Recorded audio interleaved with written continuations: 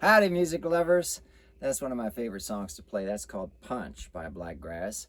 If you get a chance to check it out, there's been a few people over the past year that have actually dedicated that song to You Know Who You Are out there. There's a bunch of guys that are the roosters of their domain, keeping things in order.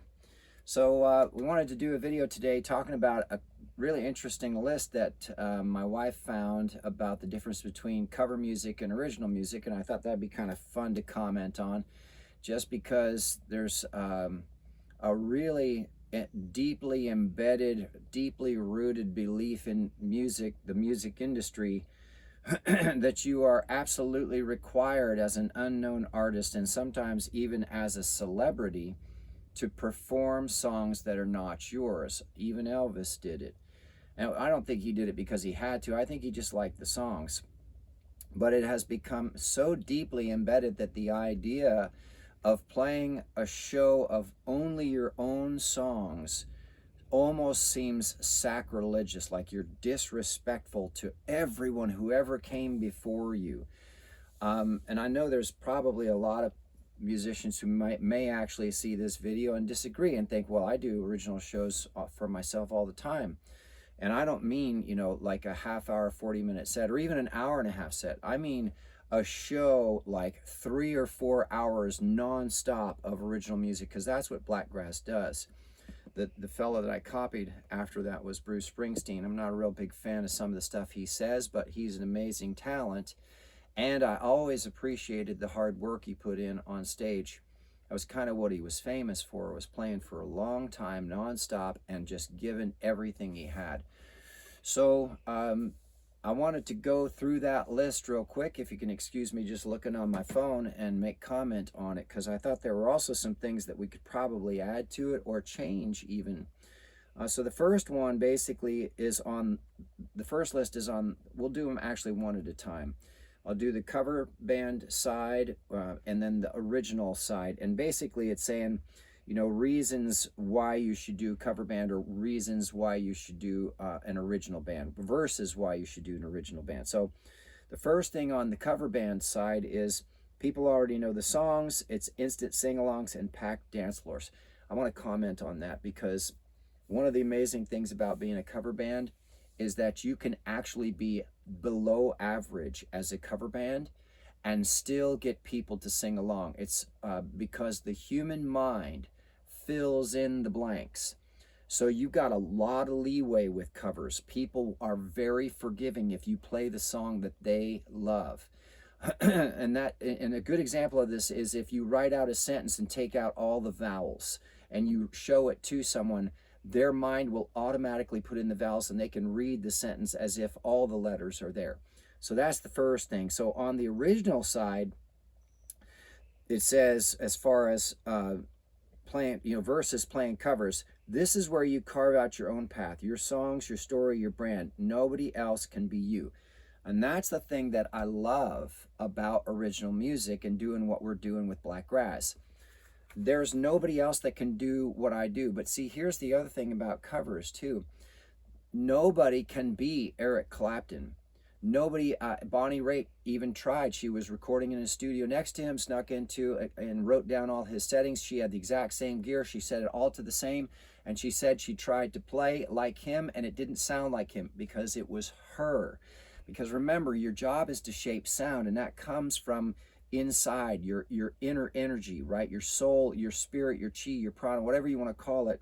And the way you touch the strings and the way you strike the strings, or the way you get the string to ring, and your attitude, your wrist, everything about the way you stand and the way you think about what you're playing changes the energy that shapes that sound.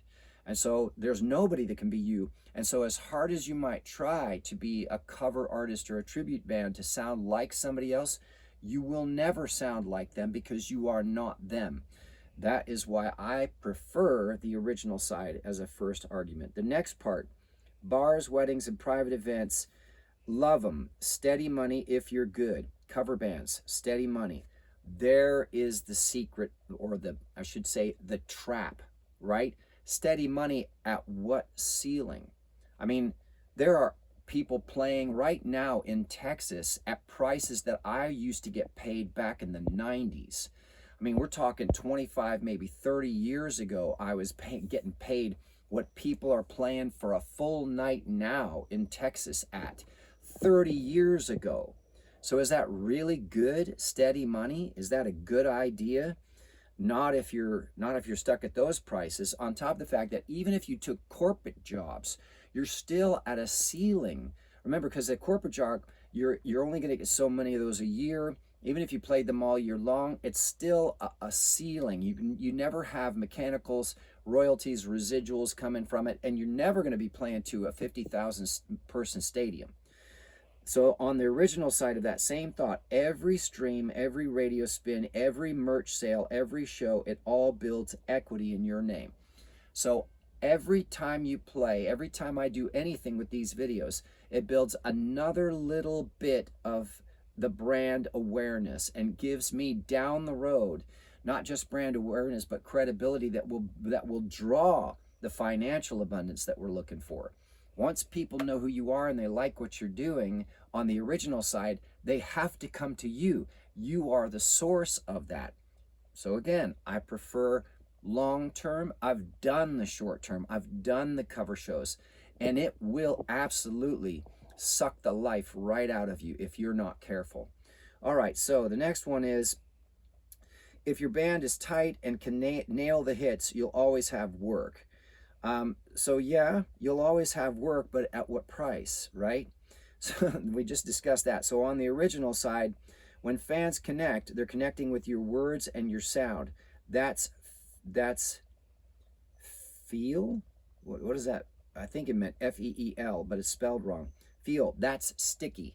Okay, so that's exactly right, which is also why I prefer it on the original side, because once they finally connect with you, boy, they just stay with you forever. Because if they like a song, it has an emotional meaning to them. It has a connection with them and something that happened in their life.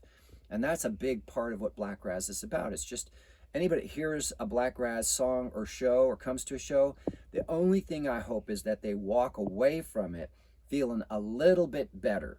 If I can make them feel a lot better, then I've really done a good job. But even if they're having the toughest time and I just make them feel a little bit better, that's worth the effort.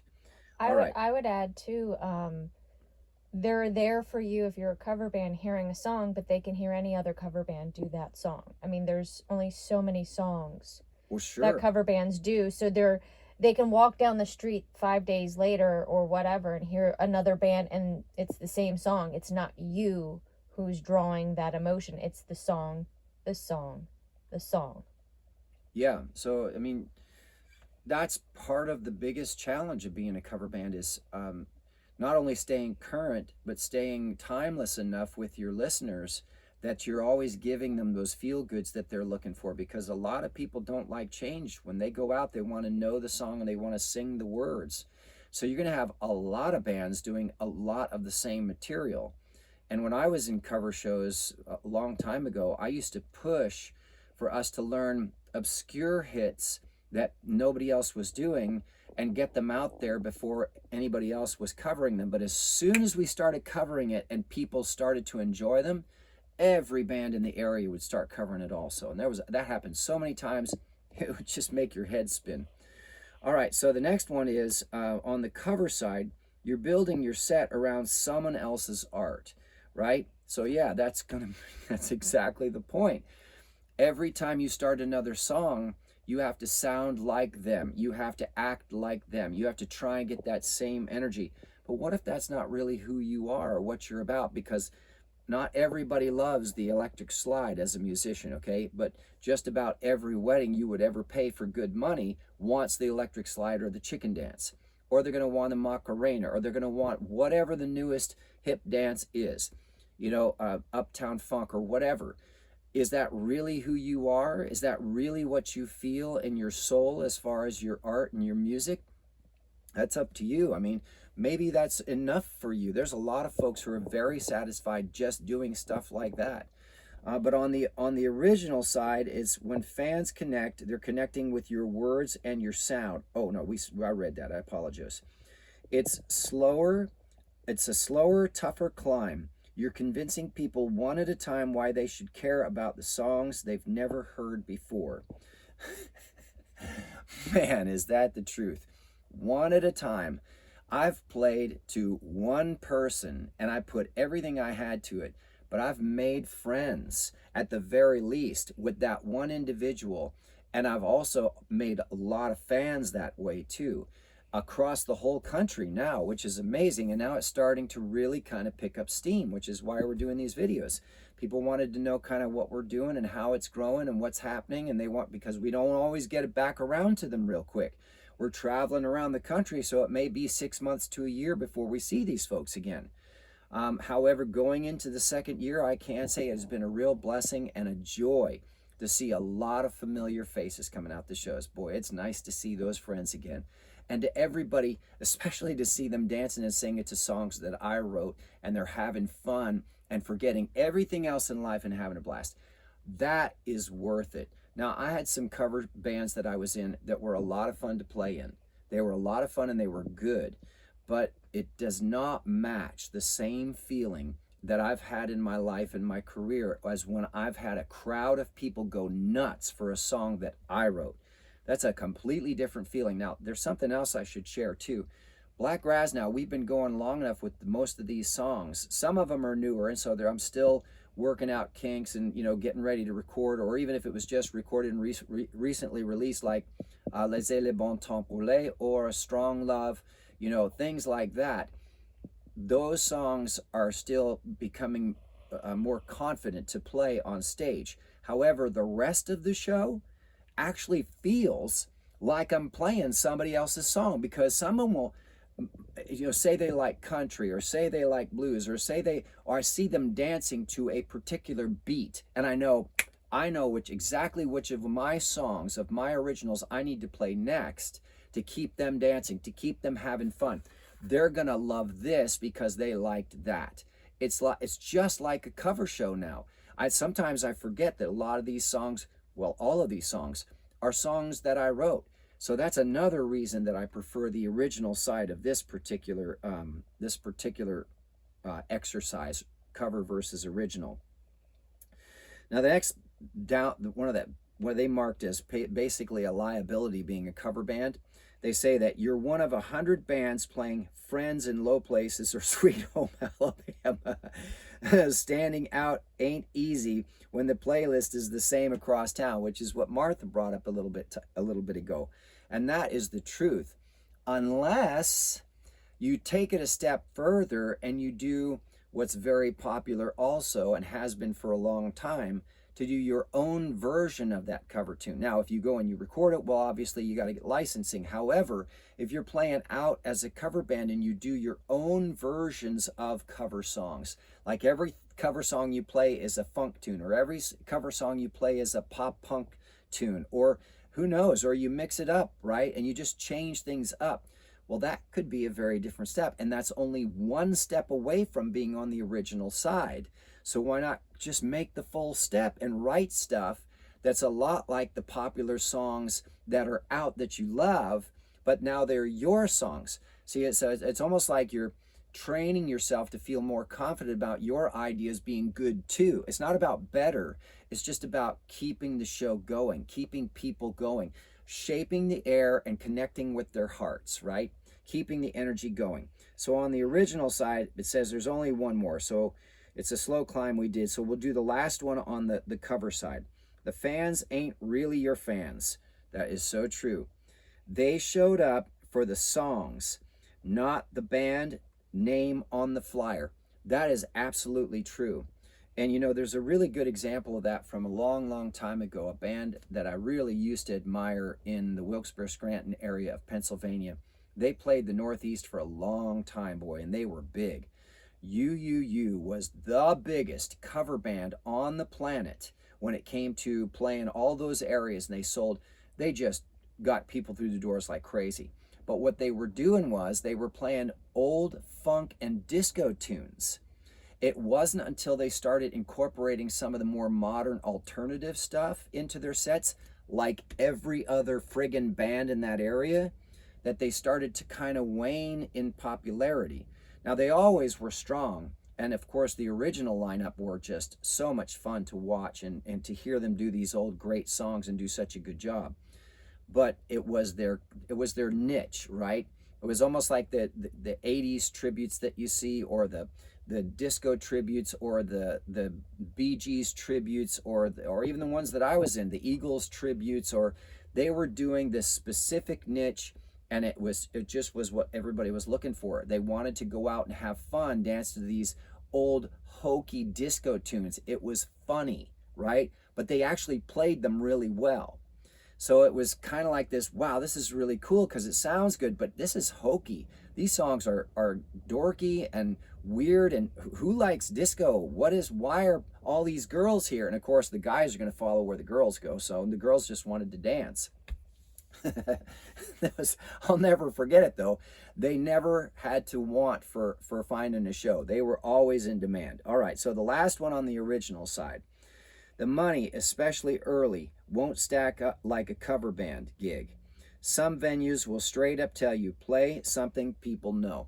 You know, I've actually I have not had that happen, except maybe once or twice for the last over a year now, playing all over the country every weekend, nonstop, going town to town.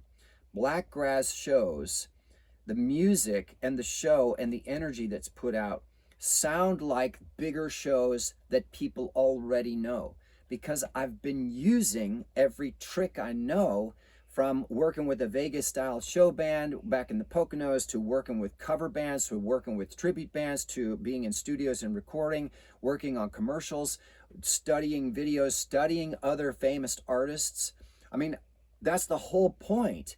Study what they do and then apply it to your show. It's really that simple. So as far as my personal opinion, I won't even bother doing covers at this point, simply because my songs are just as good and sometimes better. I get a better response, not that I'm better than Led Zeppelin or I'm better than all these great bands that are out now. I get a better response live than maybe if I were to play some other cover tune, because they've heard it a million times. They heard it from every other band that came through, right? They haven't heard my stuff, but it sounds like something they know, and they love the beat. So people get up and dance and sing. Plus, I'm prompting them to sing along anyhow. So as far as, I haven't had that happen, except for a couple people who insisted that they wanted to hear a cover, or would say things like, or especially to my wife, man, he's really good. I love what he's doing. He needs to do some cover songs. And it's like, why? I'm making more money playing more than I have ever playing with a cover band, and I'm traveling more of the country more consistently than I ever have playing with a cover band. And I'm actually on the verge of breaking into something much bigger, better than I could ever have been with a cover band. Why would I bother? I mean, at this point, I got to be honest. If somebody told me, we're going to pay you $50,000 to come and play the Super Bowl halftime, but you have to do a Led Zeppelin song, or you have to do even one of my favorite bands in the whole world, the Police. You have to do a Police song, but people are going to see your name, right? We just saw that with Youngblood, didn't we? Right? They had to do the Ozzy tune. Well, they probably get paid well, and everybody knows the name Youngblood now, but you know what they know them for? Playing an Ozzy tune. People love Ozzy. They are not Ozzy. The Flies tried it right after their big hit, Got You Where I Want You, and they covered Ozzy just like Ozzy, and that was the end of their career. I would turn down the money. I would turn down the exposure, and then I would announce to the whole world that I turned it down. Thank you so much for the offer, but I got to turn it down because they won't let me play my music. You know who turned down somebody and got more popular because of it? Stevie Ray Vaughan. He turned down David Bowie, going on tour with David Bowie, because his band, Double Trouble, was starting to get some steam going because of him recording with David Bowie. And he told Bowie, listen, man, I love you, but This is where my heart is, right? This is where my blood, sweat, and tears is. These guys are my family, and it's finally starting to go. I can't tour with you. I've got to take off while it's hot. I got to do this while it's hot. So he did. And the whole world was talking about how Stevie Ray Vaughan turned down the Duke. You don't turn down the Duke, right? Back then, you didn't do that. So everybody was talking about that he basically was honorable. He was respectful. And he was always appreciative, right? I'm sure David Bowie's feelings weren't hurt. He could get anybody else he wanted. And he probably really got it. He saw what happened with Stevie after that and was probably happy for him. So when you turn down that quick money, like working with a cover band, and you go for the long term, yeah, it might be a lot harder. It might take some time. But if you do your research and you put the work in, you work on the song, and you work on the show, and you actually go out there and refine it and shape it and make it better every night, every time you see people, and you make it better, guess what's going to happen, right? You're going to find your audience. Even if it's just 1,000 people who follow you around wherever you go, just 500 even, you could build a career off of real fans, 500 people who come to every show in each area that you go to. You don't need millions or billions. You just need enough to keep it floating and keep it growing and keep writing and keep making it better and better and better and better. So there you go. There are my thoughts on cover versus original. Now, am I downing cover bands? No. That's a great way to get started, especially if you're young and you're just trying to cut your teeth and get, learn the ropes and learn how to perform better on stage and get better at it. Definitely do covers. Start out that way. That's great. Or if you're inspired and you just want to jump off the deep end when you're young and don't have bills, then go all original, right? Do it. And if it doesn't take off, you can always go back to covers, make some money, and keep doing originals too. There's a million different ways that you can work it out. There's a lot of cover bands out there who have great originals and they play them and their crowd loves it, but then they want to hear, Proud Mary again, or they want to hear Mustang Sally, or they want to hear some other song, maybe even Muse, or they want to hear somebody else, right? It just, there's a bazillion ways to do it, but you have to decide what works best for you. And there's nothing wrong with whatever you choose. I'm just giving you my opinion.